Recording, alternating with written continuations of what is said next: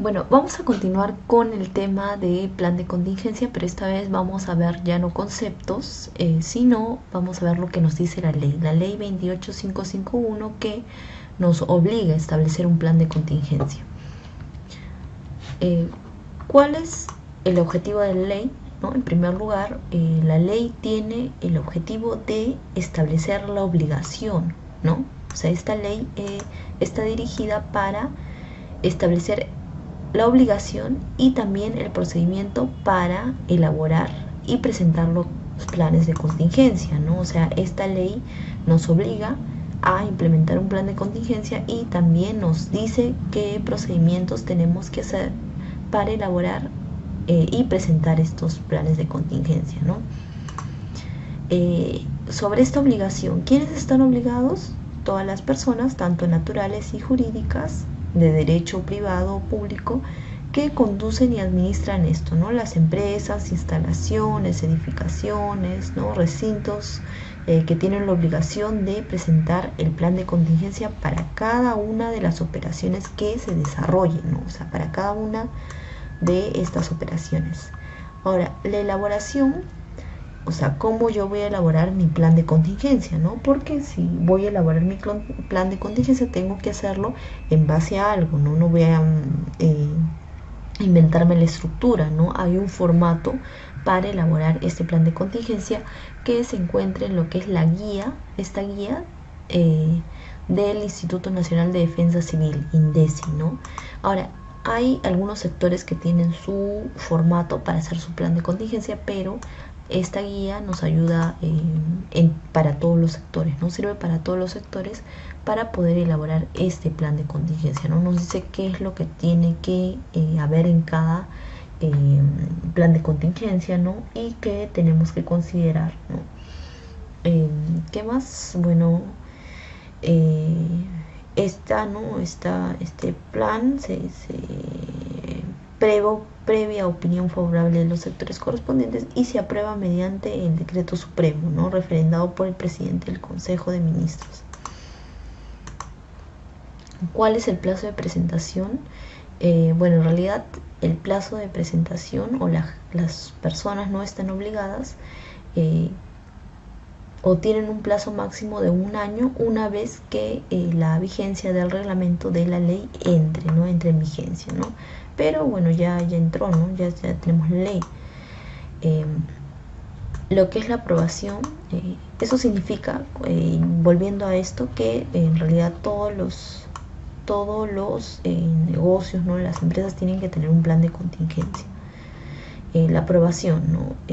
Los planes de contingencia van a ser aprobados previa opinión favorable de la entidad competente de la SINADECI, ¿no? La SINADECI es el Sistema Nacional de Defensa Civil, ¿no? Por la autoridad que corresponde a esta actividad, ¿no? La entidad competente del SINADECI va a contar con un plazo de 30 días útiles, ¿no? Para emitir la opinión, ¿no? Si se ha aprobado o no el plan de contingencias. La actualización, ¿no? Cuando lo actualizo o reformulo. Dentro de la ley van a encontrar que nos indica esto, ¿no? La periodicidad es no menor a 5 años, ¿no? Contando desde la fecha de la aprobación del primer plan de contingencia, ¿no? Entonces, cada 5 años, ¿no? se puede actualizar y reformular lo que es el plan de contingencia, ¿no? Ahora, cuando las condiciones o circunstancias de la actividad, ¿no? que dio origen al plan de contingencia varían, también se debe reformular el plan de contingencia, ¿no? Es similar a lo que vemos en el IPERC, ¿no? El IPERC también se reformula o se actualiza, ¿no?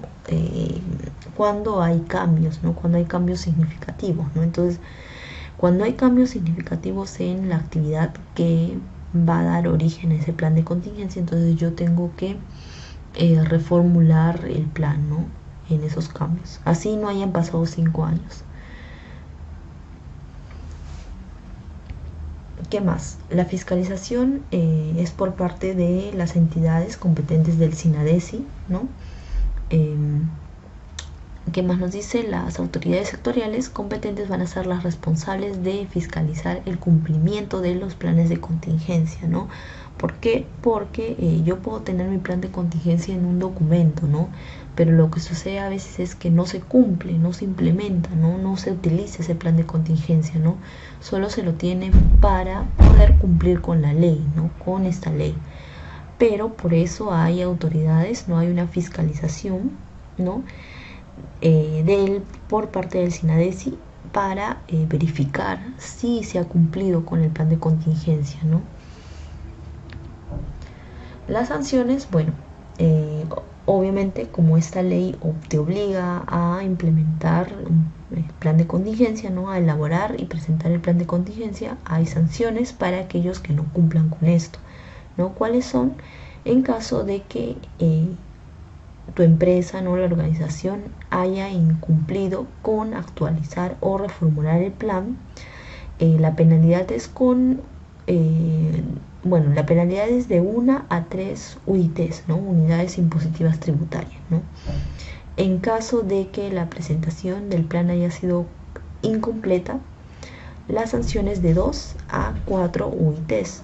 En caso ya de que no se cumpla con el plan de contingencia o de prevención y atención de desastres, la sanción es de 3 a 5 UITs, ¿no? Ahora, esta es una sanción, pero si es que no corriges ese error, esos errores, ¿no?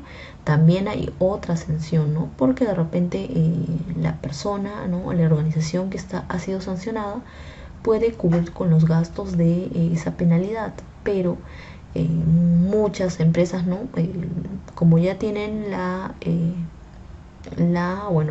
cantidad, ¿no?